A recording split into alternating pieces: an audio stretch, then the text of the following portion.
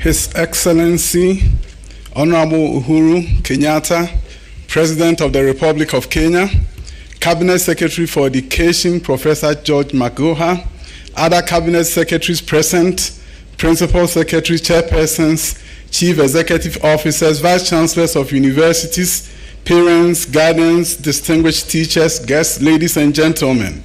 I'm honored to have been invited here today. About a year ago, I attended a conference here, and I had a wonderful opportunity of being in a group picture with the president, but I was very far away from him. And now, I'm so fortunate that I'm sitting so close to him. So, those are things that happens in one's lives, right? Yeah, things can change. I'm very honored and excited to be in Kenya. Kenya is leading the way in education reform. And I tell you one thing, I was not invited here because I'm the Deputy Minister for Education in Ghana. I was invited here because I have many years of experience in education reform in America, where I taught for 10 years and built schools there, charter schools in Los Angeles. And when the president of Ghana, at the time he was a candidate, came to California, visited one of my schools, he was amazed that a Ghanaian could go to America and build schools there. At that time, about 200 workers who were working for me. And he asked me, would you consider coming back to Ghana to help me change the education system? And the response was, yes, I will consider. But it was not easy. I grew up very poor in Ghana, and I was in America having the American dream.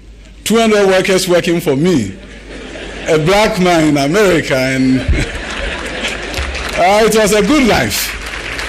Then somebody is saying, come. So I met with a mentor of mine who happens to be a former congressman. I asked him, should I go to Ghana? Should I stay in America? And he said, yeah, I'll tell you one thing, you've done fantastically well in America, but America can do without you. But maybe your country cannot do without you. He spoke to my heart. I was ready to come. I went home and told my wife, we are going back to Ghana. He said, going back to Ghana after 26 years? Are you serious? Yes, we are going. And long story short, I found myself in Ghana. I ran for parliament, elected, and the president asked me to be a deputy minister for education. The president had a vision in Ghana to transform the education system, and that is why he asked me to come.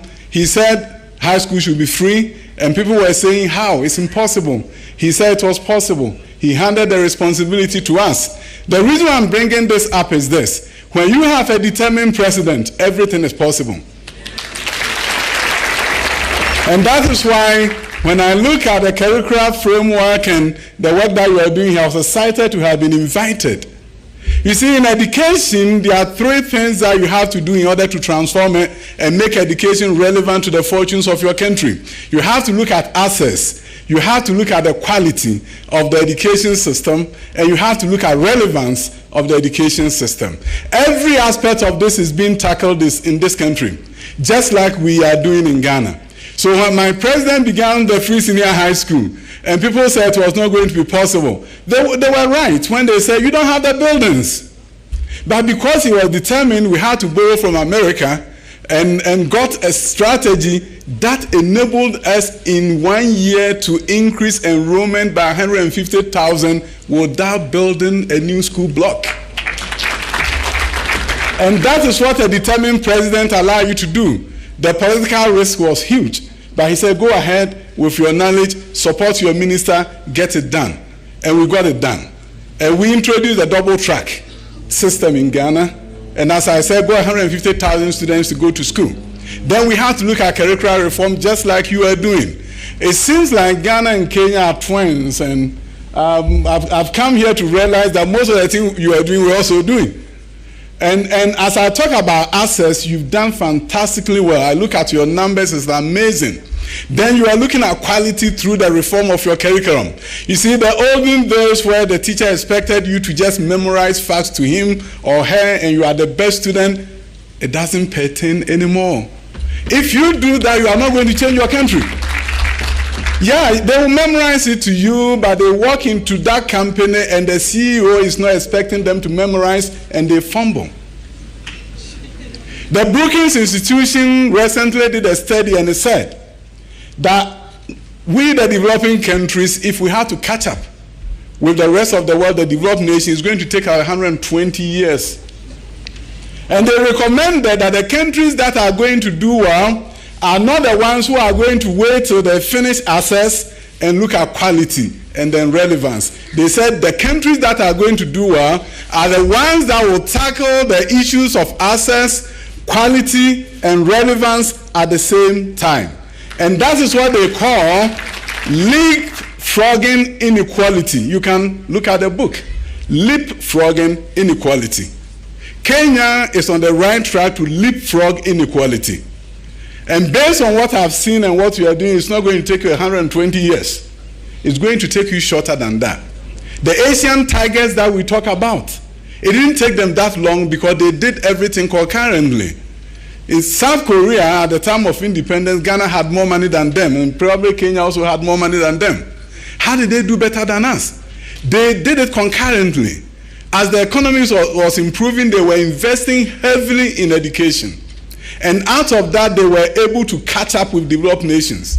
Our GDP in Ghana, gross domestic per capita, was higher than South Korea.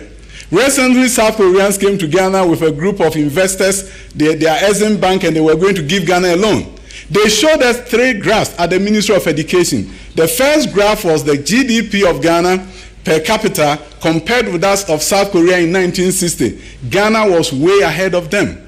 They showed us the second graph, which actually looked at where we are now. Per capita income of Ghana and South Korea, and of course, they are way ahead of us. And they asked us the question. I was the chair of the meeting. They said, why do you guys think we are now better than you? And of course, I was scratching my head in shame. Somebody comes to your country and asks you, why am I better than you? And then they showed us the final graph. The final graph was a gross tertiary enrollment ratio of South Korea and Ghana compared. That is, if you take the youth between 18 to 23, how many of them are in some kind of tertiary education, whether it's nursing, teaching, any other thing at the tertiary level?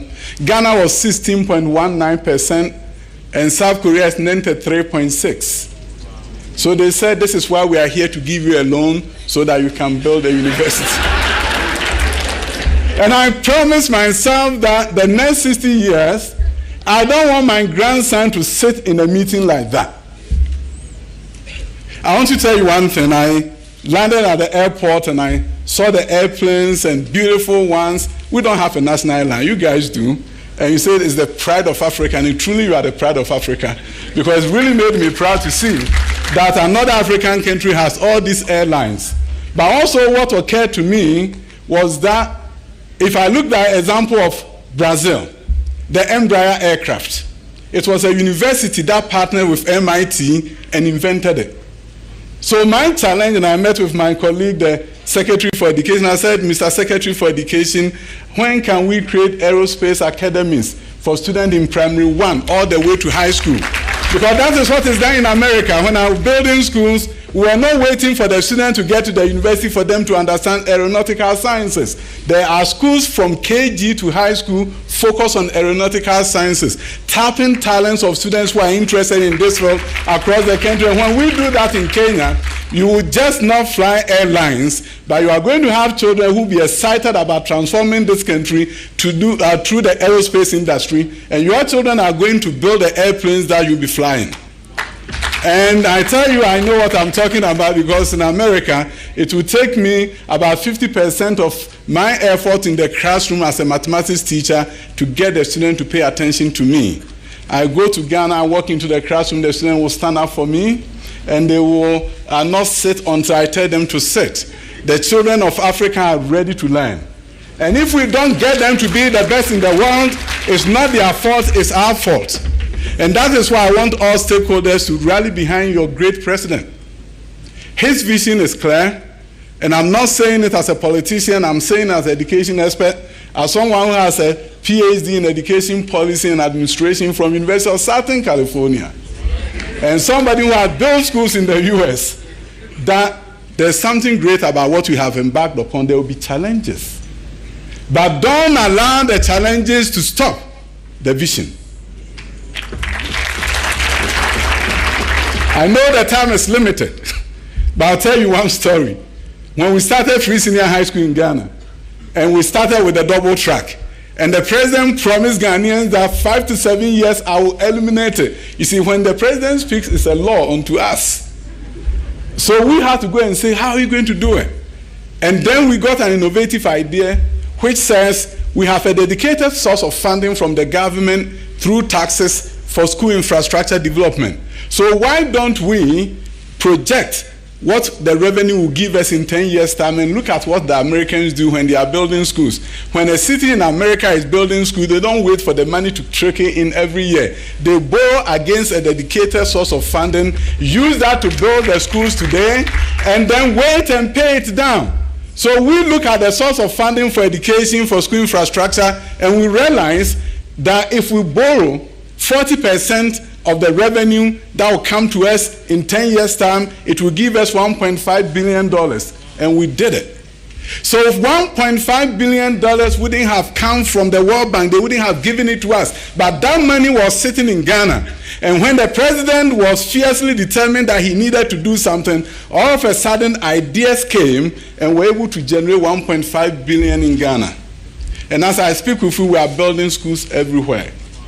And those ideas that happened because the president was fearless, he was determined, he was willing to do the impossible, and we supported him. When you support your president, who is determined to transform the fortunes of this country, in the 21st century, our transformation is not going to be about the fact that we have coffee or cocoa. It's going to be about the fact that we have created creative minds around the country. For those of you who are not in education, I don't want to bore you with education jargons, but there's something called the Bloom's taxonomy. And now we have the new Bloom's taxonomy. The highest level of learning is when children create something, and not when they memorize facts. So when you look at the new Bloom's taxonomy, instead of telling the children in your classroom to talk about the effects of pollution and what causes pollution, those are good at the basic level, comprehension level. But you want your kids to be the best in the world, you are going to ask them to create a city without pollution. And that is where the ideas will come to the front. That is where great ideas will come. And that is what your curricula promises. And I want to be able to come back here maybe 20 years' time and see your aerospace high school and where children are actually designing something unique and profound. Because if you wait till the university for them to know aerospace, you are late.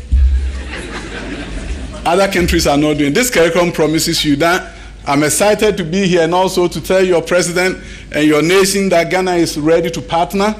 And the future of Africa, the story of Africa will be different when we come together and partner together and work together and know that Africa's fortunes lies within us. And there are things that we can do, of course, with support from our friends from other nations, but the future of Africa depends on us and is going to take bold leadership of African presidents and other leaders to turn the fortunes of Africa around so that the story of Africa, when it's written, some of us will find our names in the appendices. I went to UK, visited UK and went to the parliament, and I saw statues everywhere. And there was a colleague of mine who was right behind me, and I turned around and I told him, I said, I'd rather be African. And he said, why do you say you'd rather be African when you're in the parliament of UK? And I said, in Africa, I don't see that many statues. So if I work hard enough, in my village there will be a statue erected in my honor. So when all of us work together and work hard together, it's not just going to be the story of our illustrious president, it's also going to be that under his tenure, under his watch, all of us came together, forgot about our differences, and put the Kenyan child in the center of our focus and our target, and we did everything possible to transform Kenya. And that is what the story should be, and that is what the history should be. God bless you, God bless Kenya, God bless Ghana.